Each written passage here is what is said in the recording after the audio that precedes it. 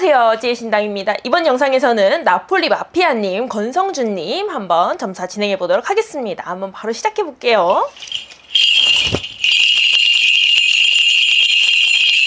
이 팔자에 좀 특이점이 있대요. 초년운이 좋고 중년운이 좀 안 좋고 말년운이 좋고, 이런 경우가 내가 생각한 인생대로 흘러가지 않는 경우죠. 왜냐면 중년운이 안 좋으니까 거기가 어떻게 보면 사람들이 생각하는 하이라이트일 수가 있는데, 그래서 여기에 좀 보완해야 될 게 좀 몰려있어요. 굉장히 팔자상으로 욕심이 좀 크다, 그리고 그건 좋다. 다만 지금 내가 여태까지 시뮬레이션 된 세상 안에서만 계획이 있다. 물론 다른 사람들도 거의 그렇죠. 왜냐면 그 이상 걱정하는 것은 노파심이라고 느껴지기가 마련이니까. 근데 이제 노파심이랑 대비를 어떻게 구별할 수 있냐고 하면, 다른 사람에게 일어났던 일들을 나에게 대비해보는 것인지, 아니면 안 좋은 일들만 골라서 나한테 대입해보는 것인지, 이렇게 하면은 구별할 수 있거든요. 근데 이 경우는 마치 다른 사람한테 일어나는 일들은 걔네가 팔자가 안 좋거나 똑똑하지 않거나 현명하지 않거나 이런 식으로 약간 일종의 무시가 포함됐거나, 아니면 내 할 바는 아니잖아, 뭐 이런 마음이 조금 가미된, 뭐 그렇게 큰 나쁜 마음이 아니어도 어차피 내 인생이 아니다 보니까, 하여튼 그래서 좀 고려되지 않은 부분들이 좀 있다. 그래서 중간에 이렇게 내려앉아 있으면 단점이 뭐냐면, 초년에서 벌어놔도 중년에서 없어진다는 거예요. 왜냐면 초년이 벌어놓은 게 그대로 있으면 그대로라도 있었어야 되는 거거든. 예를 들면 초년은 좋고 중년은 평이하고 말년은 좋다, 뭐 이런 식으로 내가 부수적으로 들어온 수입은 없어도 내가 원래 있던 수입은 가만히 있었어야 됐거든요. 그게 수입이 될 수도 있고 명성이 될 수도 있고 그렇겠죠. 근데 이게 문제가 뭐냐, 내가 파는 상품과 다른 사람들이 소비하는 상품이 동일하지가 않다는 거예요. 내가 파는 것은 좀 일종의 세련된 것을 팔고 싶나 봐요. 약간 브랜뉴 느낌 있죠. 새로운 것, 너네 이런 거 봤어? 내가 이런 거 보여줄게.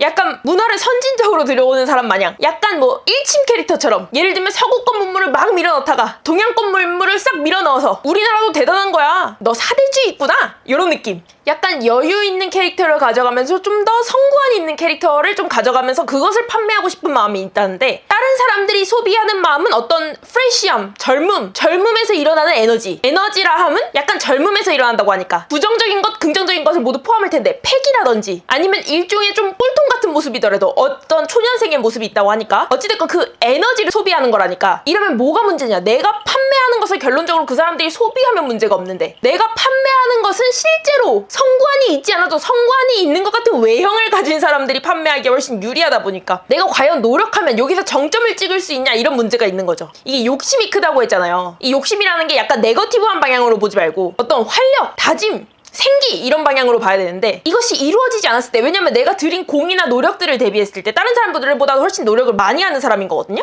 근데 그런 것들에 대한 퍼포먼스가, 내가 노력했는데 노력하지 않은 인간이 훨씬 더 큰 퍼포먼스를 낸다고 하면, 예를 들면 뭐 방송에서 편집을 그런 방향으로 잡아간다든지. 근데 그런 것들은 사실은 제1순위를 외모로 두니까. 근데 이게 외모가 뭐 안 빠졌다, 덜 빠졌다, 뭐 어떻게 생겼다, 뭐 이런 거 말고 거의 규격을 생각해야 되거든요. 키가 크냐 작냐, 이런 것들이 사실은 내가 아쉽게 느끼는 점을 내가 노력을 하면 커버를 하니까, 커버를 하면 난 좀 더 결점이 없는 인간이 될 거야, 이렇게 상상하지만, 이렇게 미디어업에서는 좀 더 내가 가진 장점을 훨씬 더 잘 파는 사람, 점점 알아갈수록 진국인 사람 말고, 딱 봤는데 아, 이런 부분에선 여기가 좋구나. 예를 들면 이 가게에서는 야채가 신선해, 이 가게에서는 정육이 싸, 이런 것처럼. 근데 야채가 신선한 칸에서 정육 퀄리티도 올리려고 하면 사람들이 몰릴 것 같지만, 반대편이 싸서 가는 걸 하면 퀄리티를 올린다 한들 픽이 안 될 수도 있는 거죠. 과연 내가 거기까지 올릴 수 있는가, 그 시장을 사장시킬 만큼 달릴 가치가 있는가, 그것을 가치를 내가 챙긴다면 내가 원래 갖고 있던 장점까지 사장되지 않고 유지시킬 수 있는가,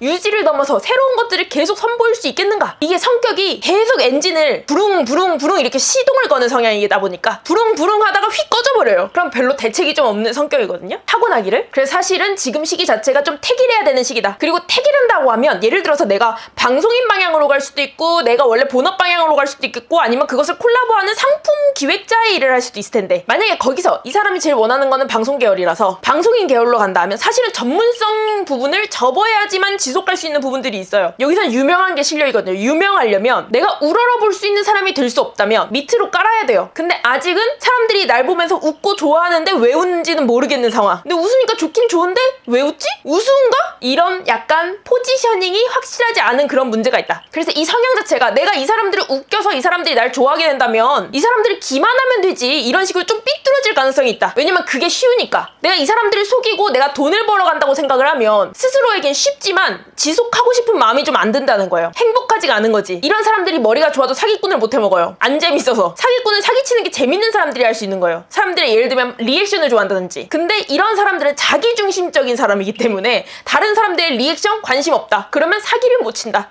그래서 이렇게 삐뚤어질까 해도 삐뚤어질 수가 없다. 왜냐면 삐뚤어져도 삐뚤어진 채로 오래 있어야지 삐뚤어진 사람 하는 거지. 잠깐 삐뚤어졌다가 힘이 풀려버리면 그게 삐뚤어진 사람인가? 삐뚤어진 적이 있는 사람이다 이렇게 볼 수 있는 거죠. 그리고 연애운은 계속 들어요. 근데 문제는 좀 성격이 상당한 통제형이어서 이런 경우가 내가 여자친구가 생기면 딸인 줄 아는 성격인 거예요. 약간 왜 제비가 제비 집에 새끼를 놔두고 사냥을 해서 돌아와서 다시 먹여주고 다시 사냥 나가고 먹여주고 너 이거 했어? 저거 했어? 이거 준비한다며? 오늘 이거 했어? 안 했어? 이런 식으로 계속 예를 들면 동거하면서 계속 돌보는 거죠. 그것이 나의 효용 가치가 되고 나의 캐릭터성이 되고 또 한편으로는 내가 이렇게 사회생활을 하면서 가족이 아니고서야 이렇게까지 나의 캐릭터성을 드러내면서 나의 정체성을 확립할 일이 없는데 여자친구라는 게 그런 역할이 되는 거죠. 다만 이렇게 되면 이 사람이 원하는 여자친구의 롤인가라고 하면 또 그게 아니에요. 왜 사람들이 그런 말들을 하잖아요. 내가 원하는 만큼 사람들한테 해주면 그 사람들도 나한테 이렇게 해주길 원하는 거라고. 근데 이렇게 롤이 아예 잡혀있으면 내가 제공을 안만 해도 이 사람은 제공을 받는 게 익숙하고 당연한 거지 제공을 받는 게 롤인 거지 나에게 다시 돌려주려는 능력이 없는 사람이어야지 내가 그 정도 쿠사리를 매길 수 있는 거거든요. 근데 문제는 원하는 게 좀 다양하다. 근데 다양한 걸 동시에 충족시키는 사람이 있냐? 뭐 이런 문제가 있는 거죠. 그런 면에서는 여자복이 있다고 볼 수 있냐? 연애운은 계속되는데 여자복이 없다? 그럼 이런 사람들은 내가 일한다고 연락 싹 끊어버리고 예를 들어서 내가 구설이 발생할 수 있으니까 이런 것들 예민하게 굴고 연락했다가 예를 들어서 카톡 누가 캡처해서 뿌리는 거 아니야? 이런 걱정이 들고 다른 사람들이 DM으로 다 연락해서 아무나 사귀고 있을 때 그러면 또 손해봤다는 생각이 들기 마련이죠. 결론적으로 어떤 사람 만나야 되냐? 예쁘고 새침한 사람을 만나야 된대요. 그래야지 내가 계속 제공할 가치가 있다고 느낀다는 거야. 어느 정도 전투력이 있고 계속 예쁨을 받고 내가 아니어도 누군가가 이 사람에게 무언가를 계속 제공해 줄 수 있는 정도의 스펙의 사람을 만나야지만 불만이 없다. 예를 들면 그 정도 명성이 있다든지 그 정도 외모가 있다든지 그 정도의 어떤 일종의 급은 있어야 된다. 보통 일반 사회에 가도 이 사람은 누구든 먹여 살릴 수 있어. 내가 이거를 먹여 살리는 게 억울한 일이 아니야 라고 본인이 객관적이게 느껴져야지만 이것이 불만이 없다. 그렇다는 거는 다행인 건 돈은 좀 안 끊긴다는 거. 여자를 만나는 한에서는 다만 이런 성격이 여자 안 만난다? 그럼 내가 돈 쓸 데 없다? 어디다 공급할 데도 없다?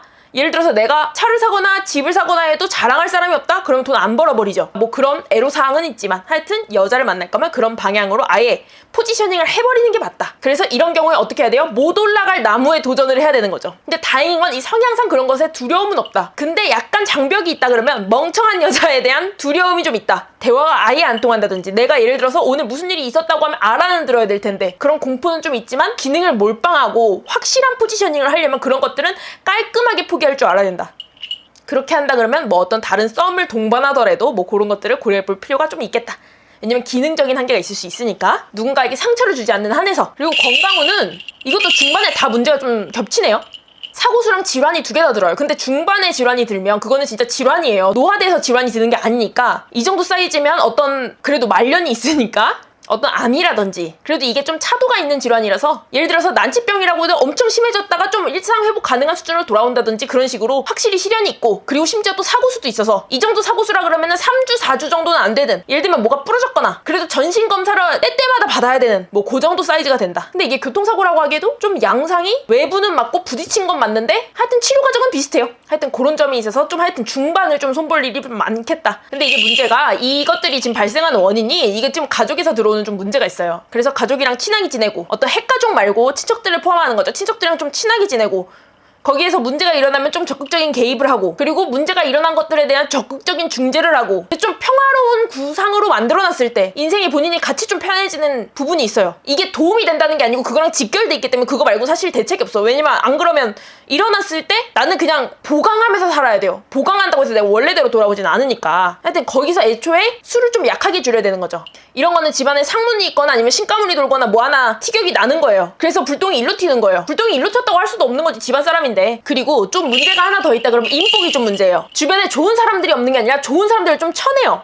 의견이 강한 사람들에 대한 어떤 리스펙이 좀 없어요. 의견이 강하면 뭐라 그럴까? 새로운 정보가 나한테 들어오는 것에 대한 거부감이 있다 그럴까요? 안 그래도 머리가 아픈데 새로운 것들을 내가 넣으면 이거에 대한 고려를 해봐야 되고 내가 전에 고려를 해봤던 거에 대한 수율이 별로 없었던 거야. 다 진지하게 들어봤더니 헛소리고 진지하게 들어봤더니 헛소리고 진지하게 들어봤더니 나가 떨어지고 뭐 이런 거여서 나도 같이 날아갈 뻔했네 뭐 이런 느낌으로다가. 근데 이 듣는 행위 자체를 필요하다고 느끼면 안 되고 즐겁게 생각하게 돼야 되겠죠? 그러려면 내가 남들에게 드러내는 모습이 좀 더 솔직해져야 돼요. 왜냐면 다른 사람들이랑 대화할 때 내가 계속 피로감을 느낀다는 거는 내가 계속 유지해야 되는 어떤 컨셉이 있는 거거든요. 예를 들면 내가 이 이야기를 좀 더 끌어내기 위해서 너무 몰입하는 척을 한다든지, 그러니까 정보보다는 나의 안위가 좀 우선시 돼야지 이것 또한 유지될 수 있는 거죠. 그러니까 매번 열심히 하다 보니까 열심히 하기가 무서워지는 그런 그림인 겁니다. 하여튼 이걸 좀 유지를 하셔야지 다른 사람들 인복이 계속 들어올 때도 내가 계속 응해줄 수 있고 궁금해할 수 있고, 그리고 또한 다른 사람들이 나를 도와준다고 했을 때 마치 내가 이 세계관에서 약자구나, 내가 도움이 필요하구나, 이런 식으로 약간 자존심 상해한다 그럴까요? 아쉬운 마음이 든다고 할까요? 어떤 슬픈 마음이 든다고 할까요? 어떤 주체적인 생각이 사람인 거죠. 근데 누군가 도와준다고 그러면 그냥 좋은 일이에요. 그냥 오늘 날씨가 좋네? 이런 거 같은 거거든요. 그런 식으로 내가 갚아야 된다라는 대상으로 생각하지 않고 일부러 심술 부리지 말고 이렇게 그냥 쉽게 받아들이는 것도 어떤 인복에서 가장 필요한 덕목이다, 이렇게 말할 수 있습니다. 그리고 관제나 이런 것들이 좀 때때로 계속 들어요. 이게 일을 좀 미루고 두려워하는 것들을 좀 안 보고 이런 일이 일어나겠어? 다른 사람들은 괜찮던데 이렇게 덮어놓은 것들이 많아서 그렇다는데, 이건 성향인데 그냥 이런 일들이 일어났을 때 그냥 대응을 하면 되지 이런 것들을 미리 할 필요는 없고요. 다만 미리 하지 않았으면 그것에 대해서 내가 부채감, 채무감 이런 스트레스는 받을 필요가 없는 거겠죠? 그리고 또 사회생활을 하면서 내가 어떤 이런 경우가 어린 나이에 자영업을 하는 사람들이 많이 느끼는 경우인데, 내가 이 사람들한테 항상 조언을 듣는 위치에 나도 아주 모르는 사람이 아닌데 당연히 저 사람보다 모를 거라고 생각하고 뭐 알지도 않는 사람이 나한테 조언을 하고 나는 그럼 항상 공손한 사람의 포지션이 되고 이게 너무 피곤한가 봐요. 예를 들면 하다못해 젊은 사장들은 초반에는 광고 대행사에서 대표님 연락 오는 것만 해도 고맙거든요. 근데 옆 가게 사람 대응하고 부동산 사람 대응하고 아니면 거래처들 대응하고 이렇게 되면 깔보고 무시하고 영수증 빼버리려고 그러고 이래요. 그런 것들이 좀 서럽고 내가 이것을 좀 분출시키고 이렇다는데 이것 또한 그냥 유하게 만드는 방법밖에 없습니다. 뭐 보복을 할 거야, 어떻게 할 거야. 그냥 구조적인 문제인 거죠. 어떻게 보면 그것도 다 관심이고 사랑이다, 이렇게 생각을 해야 돼요. 나한테 계속 조언을 하려고 하고 내가 너 나이 땐 말이야 이런 것들도 그냥 내가 보기에도 아, 저 사람이 심심해서 그렇구나 이런 마음이긴 하지만 심심해도 안 할 수도 있었잖아. 근데 나한테 조언을 하잖아요. 나를 좋아한다는 뜻이에요. 나를 좋아하는 사람이 이렇게 많구나. 너가 나에 대해서 뭘 한다고 좋아해라고 하기에도 젊어서 그냥 좋을 수도 있어. 꽃을 보면 그냥 예뻐서 좋잖아요. 근데 그게 좋아하는 마음이 가짜냐? 진짜잖아요. 그냥 그 정도 마음가짐으로 너무 깊게 생각하지 않는 것이 일종의 팁일 수 있겠다. 그리고 이번 연도 다음 연도에 계속 집안의 상문이며 스스로에게 관제며 그리고 또 뭐 계약에 관한 것도 이런 게 좀 계속 얽혀요. 근데 이런 것들이 내가 어떤 처음 겪거나 약간 뭐라 그럴까 외롭다고 느끼고 나를 이걸 도와줄 사람이 없고 도와줄 사람은 있는데 내 편이 아닌 느낌? 그래서 도와주는 대로 따라가면 좀 문제가 생길 수도 있는 그런 문제? 하여튼 그런 것들이 좀 겹치는데 언제나 내가 최선의 수를 둔다고 생각하지 말고 내가 이것을 주행했다는 것만으로도 뿌듯하게 여기고 스스로를 가치 있게 여기고, 그러려면 내가 능력이 있으니까 가치가 있으라는 가치관이 좀 없어져야 되고요. 내가 능력이 없어도 가치가 있어야 되겠죠. 예를 들어서 엄마가 넌 100점을 맞았으니까 우리 아들 예쁘다라고 하면 그게 아들을 예뻐하는 건가? 나는 네가 100점 맞지 않아도 무조건 예뻐라고 말을 해야 예쁜 거겠죠. 과연 내가 나 스스로의 능력을 그렇게 뿌듯하게 여겨서 내가 힘이 난다고 하면 과연 내가 힘을 내는데 유리한가? 나보다 더 뛰어난 사람 만나면 그럼 난 당연히 주눅들어야 되고, 내가 무언가 실수를 하게 되면 실수를 안 할 수가 없는데 안 한다는 시뮬레이션을 돌려놓고 그냥 내가 그때 꾸짖을 생각을 하면 과연 내가 그때도 일어날 수 있다고 보장할 수 있을까? 그것이 내가 잘하기 위한 전략이 맞나? 좀 다그치는 걸 그만하고 격려하는 방향으로 진행을 하면 훨씬 인생 난이도가 쉬워진다, 이런 말입니다. 하여튼 제일 눈에 띄는 거는 초년운이 좋은데 말년운도 좋은데 중간이 문제가 좀 있다는 거예요. 그러면 중간에 뭘 초반에 열심히 해도 뭘 잃어버린다든지 아니면 내가 주저앉는다든지 내가 어떤 상심에 빠지는 거예요. 그래도 말년에 일어나는 걸 보면 초년에만 운이 몰린 게 아니고 원래 뭔가 퍼포먼스를 보일 수 있거나 어떤 컨디션을 많이 타는 사람인 거예요. 그래서 예를 들어서 내가 날씨가 좋을 때는 잘 주행하다가 풍랑을 만나면 그냥 침몰했다가 날씨가 좋아지면 이렇게 기어 올라오는 거야. 근데 그래도 이렇게 풍랑이 예고돼 있으면 그렇게 풍파를 생으로 온몸으로 견딜 필요는 없다. 좀 스스로를 불쌍히 여기고 스스로에게 좀 조건 없는 애정이 좀 필요한 시점이다, 이렇게 말할 수 있겠습니다. 하여튼 이렇게 해서 권성준님 한번 점수 맞춰보고요. 권성준님 앞으로 또 승승장구하셨으면 좋겠습니다. 그럼 다음 영상에서 뵙겠습니다. 안녕히 가세요.